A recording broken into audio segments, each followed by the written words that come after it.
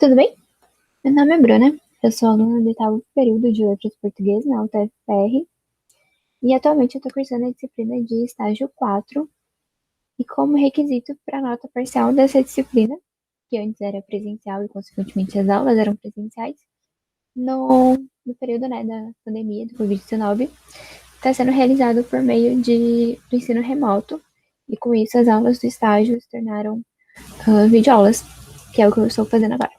Então, para início, dessa aula, eu vou apresentar os meus slides para a gente começar a conversa.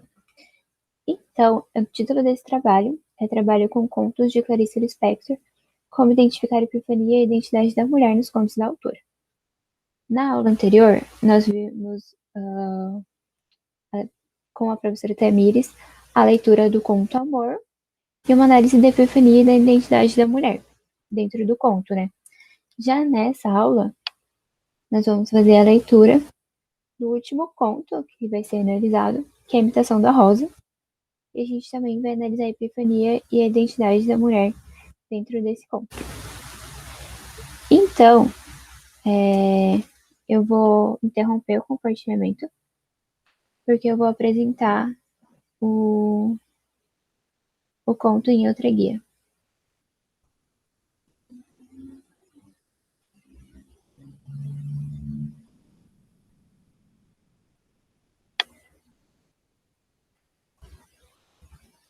Então, aqui está o conto do blog Clarice Lispector.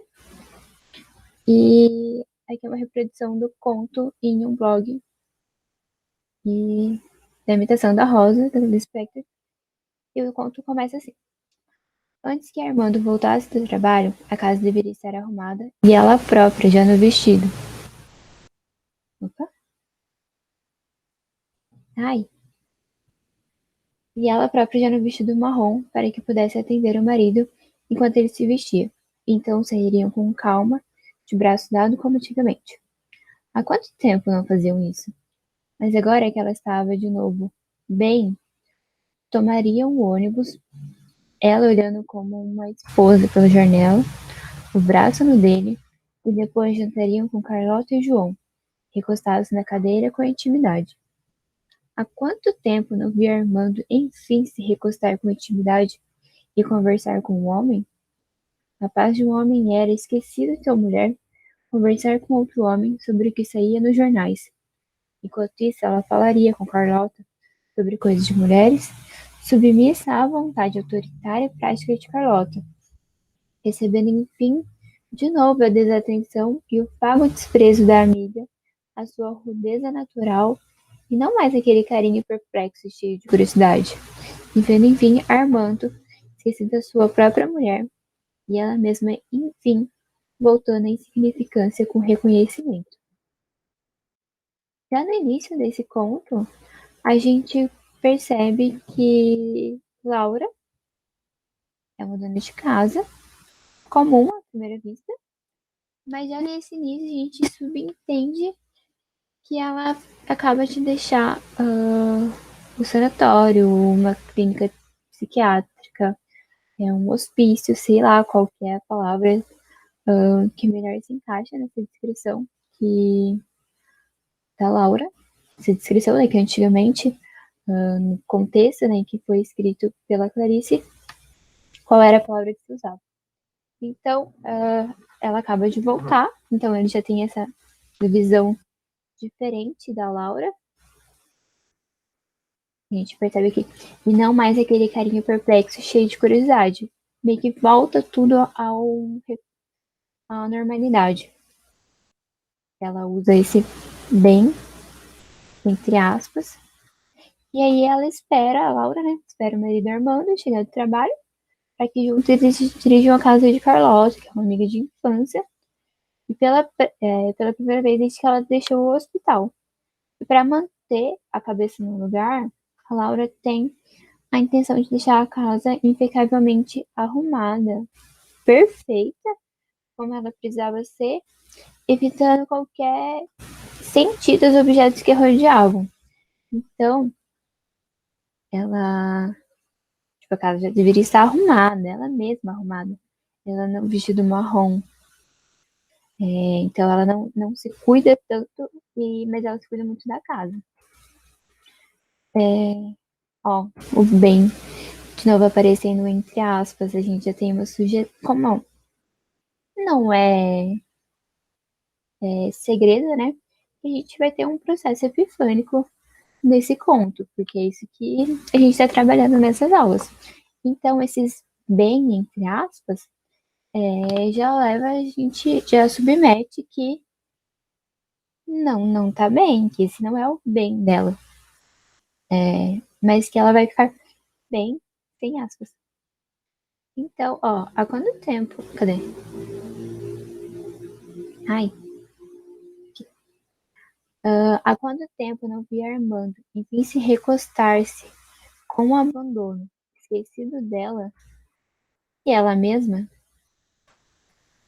Interrompendo a arrumação da penteadeira,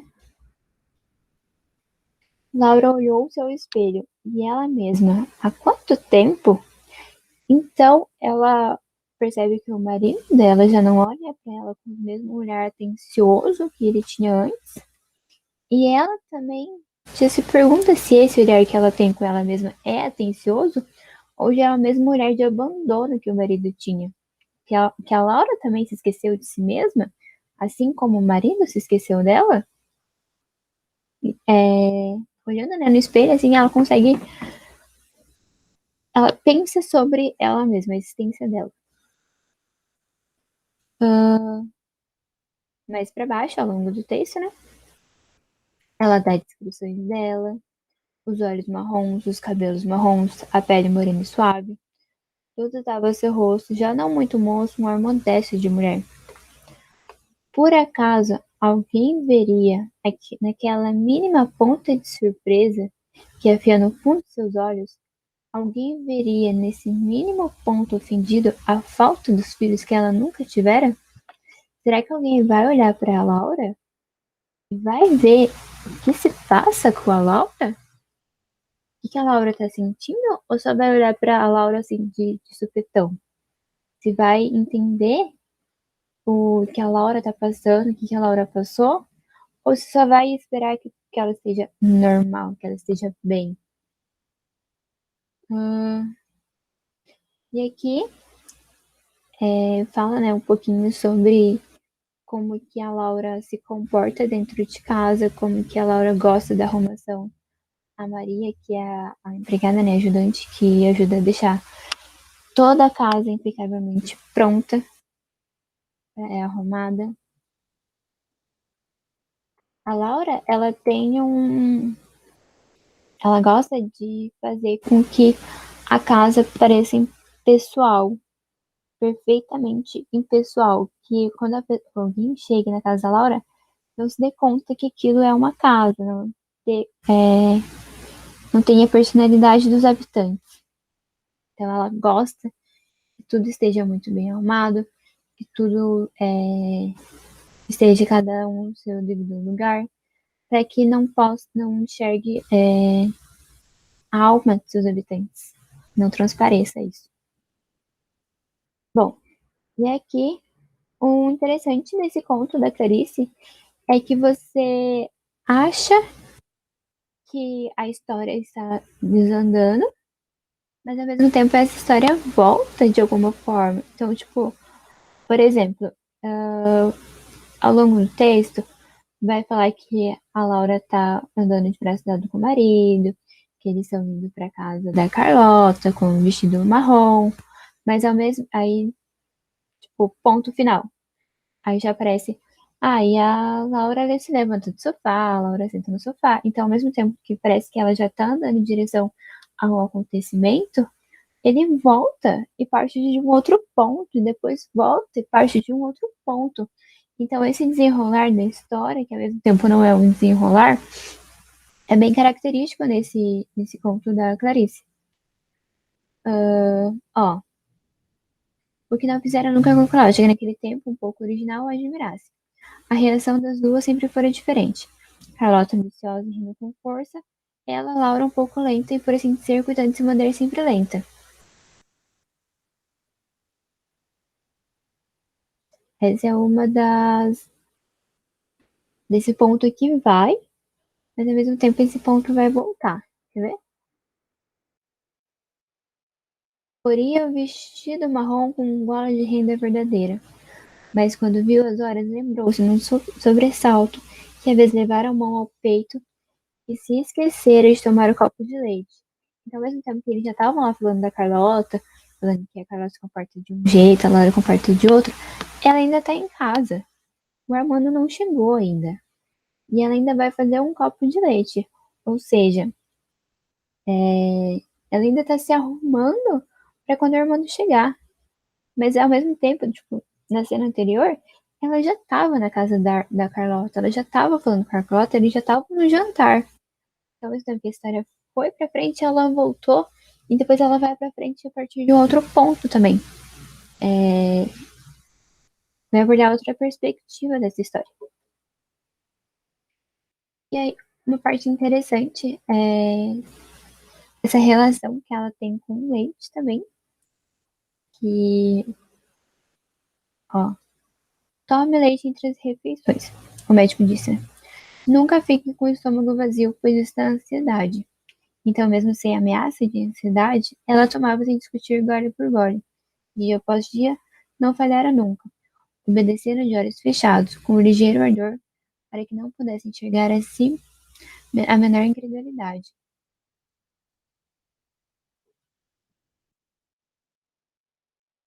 O embaraçante é que o médico parecia contradizer-se, quando ao mesmo tempo recomendava uma ordem precisa, que ela queria seguir com o zelo de uma convertida.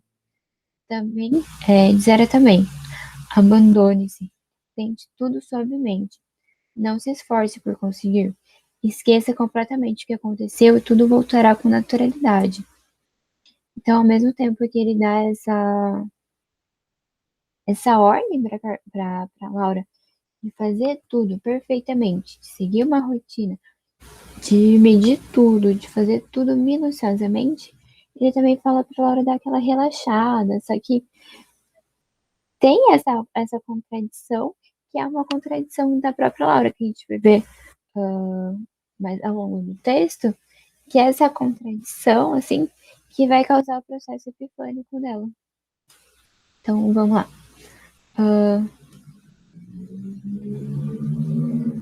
E aí ela vai tomar esse leite, tentando fazer isso, de se preocupar, mas ao mesmo tempo não se preocupar tanto.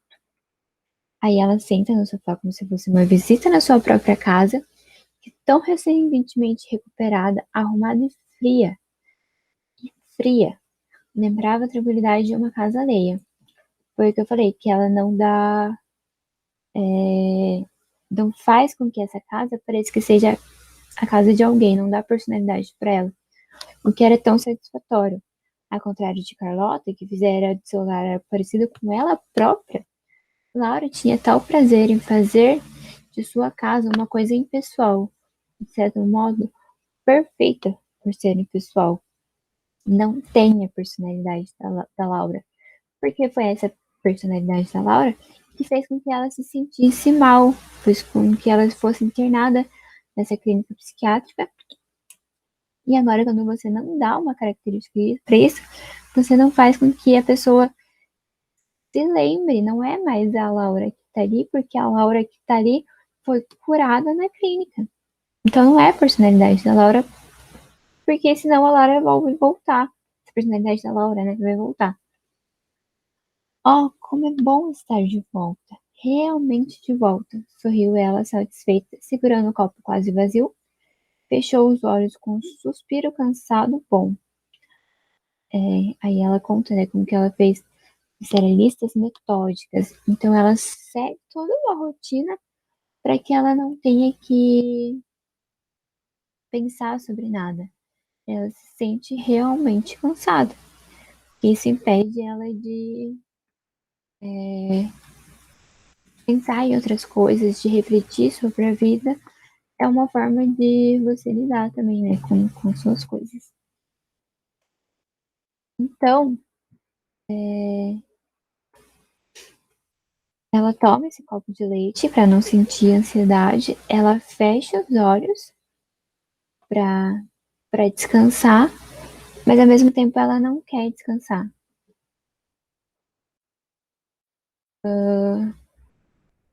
Mais pra baixo.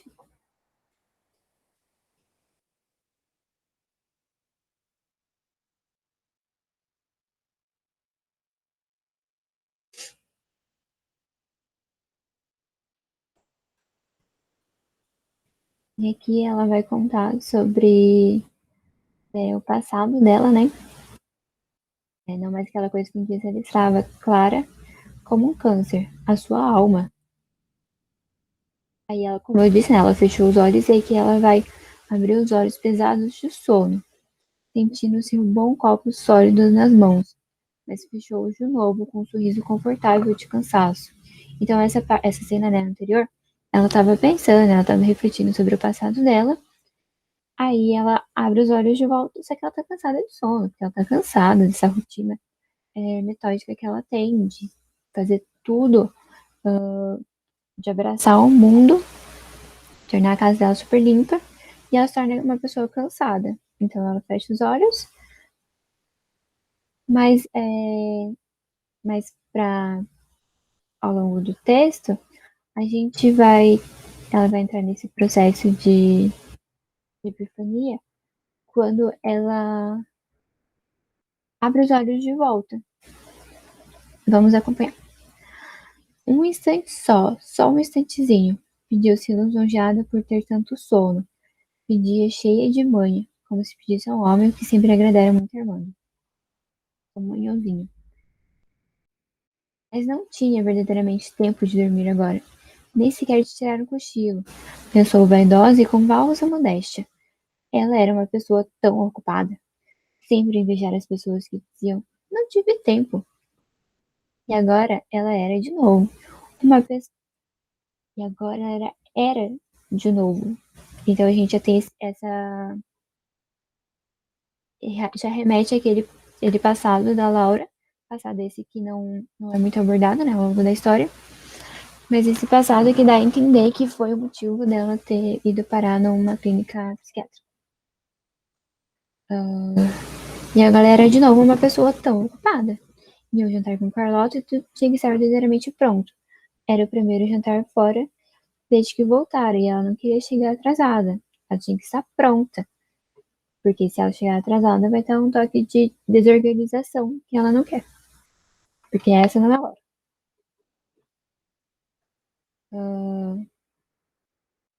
Não, não havia a menor dúvida. Não tinha tempo de dormir. O que devia fazer, mexendo-se com a familiaridade daquela íntima riqueza da rotina, magoava que Carlota expressasse seu gosto pela rotina. O que devia fazer era, primeiro, esperar que a empregada estivesse pronta. Segundo, dar-lhe dinheiro para ela trazer a carne de manhã, cheia de dentro. Como explicar que a dificuldade de achar carne boa era um assunto bom, mas se Carlota soubesse, a desprezaria. Então, os assuntos que interessam a Laura não são os mesmos assuntos que interessam a Carlota. Isso dá um impasse entre as duas, digamos assim.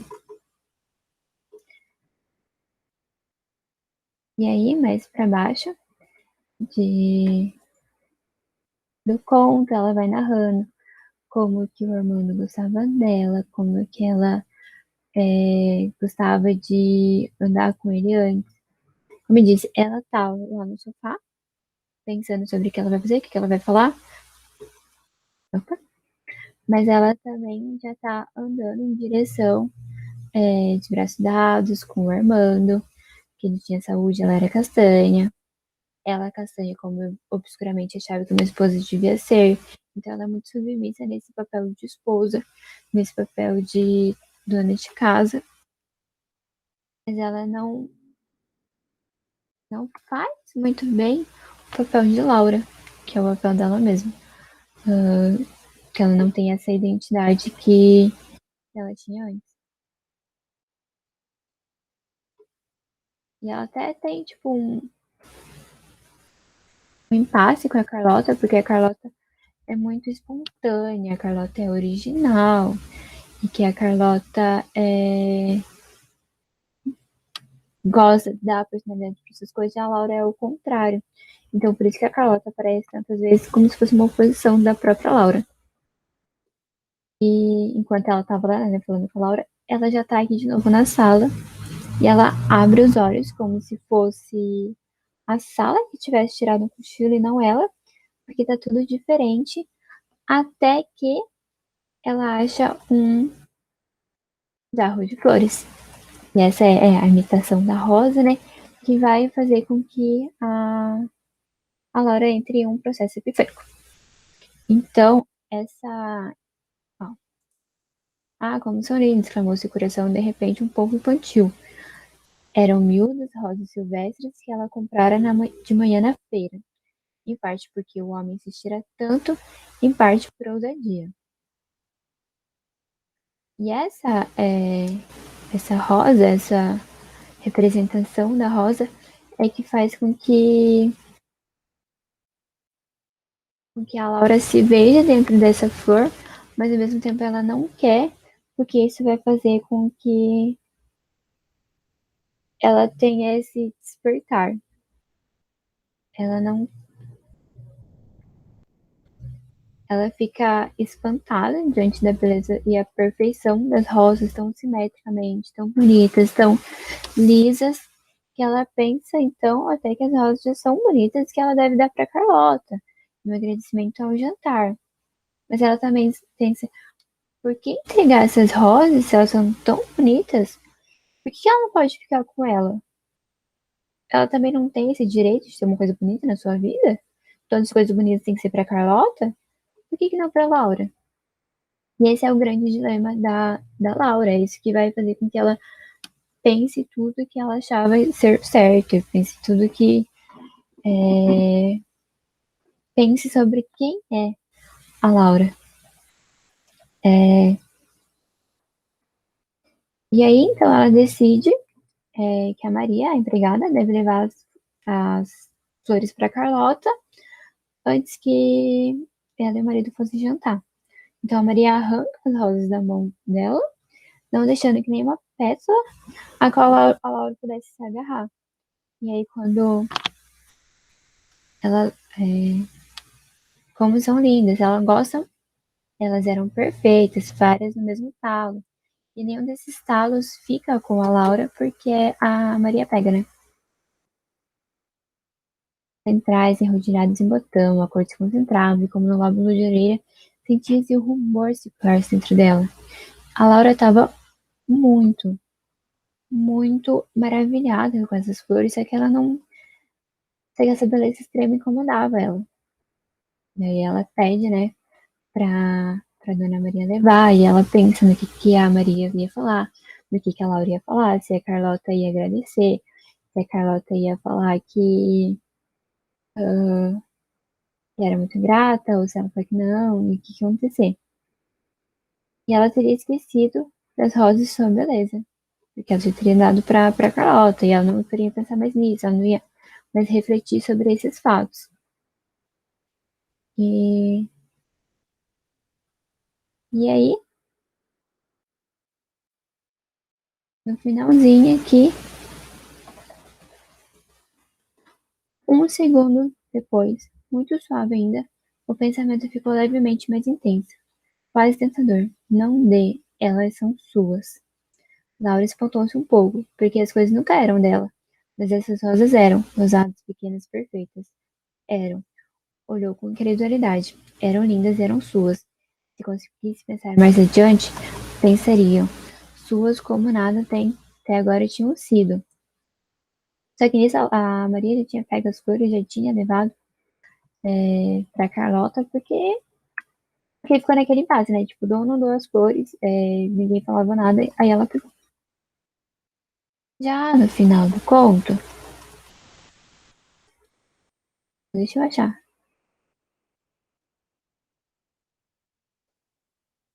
No final, o Armando abre a porta e ele vê que a Laura não tá expressando a reação que ela deveria expressar quando ele chega em casa.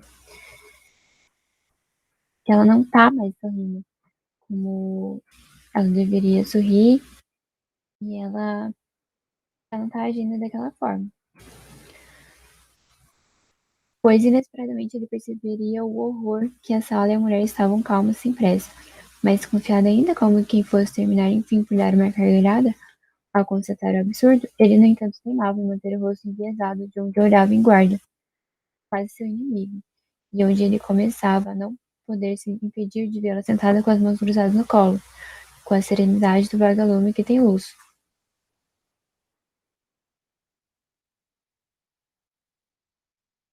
No instante seguinte, desviou os olhos com vergonha pelo despudor de sua mulher, que desabrochava e serena ali estava. Mas de súbito a atenção caiu, seus ombros se abaixaram, o traço do seu rosto cendeu e uma grande pesadez relaxou. Ele olhou envelhecido, curioso. Ela estava, né, com o vestidinho marrom, que ela já estava pronta para sair, esperando ele chegar, mas que ela estava. Alguma coisa tinha acontecido com ela. Ele sabia que ela fizera o possível para não se tornar luminosa e inalcançável. Com timidez e respeito, ele olhava, envelhecido, cansado, curioso, mas não tinha uma palavra sequer a dizer. Da porta, da porta aberta, viu sua mulher, que estava sentada no sofá, sem apoiar as costas, de novo alerta e tranquila, como num trem que já partira. Esse é o fim do conto, então a gente tem todo aquele desabrochar da Laura, aquela mulher que estava preparada para ir para um jantar, viver a vida de novo, depois de muito tempo presa, né? Ela poder se encontrar com as pessoas, mas aí ela tá tão cansada que ela fecha os olhos quando ela abre, tudo mudou. A sala mudou, não foi ela que mudou. A sala mudou e de repente tinha uma flor perfeita que ela queria, mas ela não queria. Mas a flor meio que refletia o estado de espírito dela. E é nessa fragilidade que é trespassada pela imagem da perfeição da flor no momento da epifania.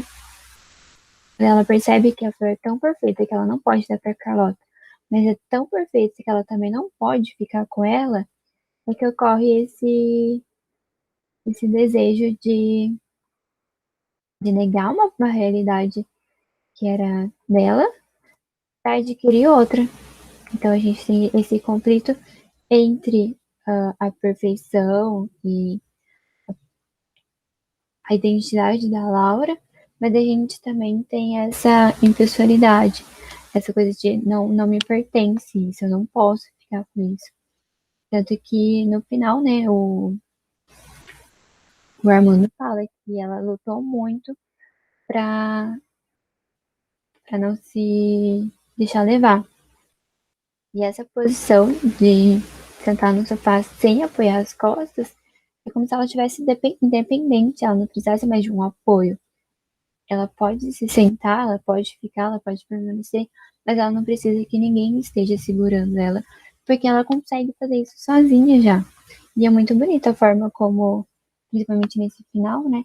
A forma como a Clarice constrói isso, essa epifania que leva a uma nova identidade da mulher, que ela já estava luminosa, inalcançável, e que ela não precisava mais se apoiar no Armando, se apoiar na Carlota, se apoiar nessa sociedade que não entende o que é ser a Laura, o que é ser essa mulher que ela por muito tempo não conseguiu se identificar.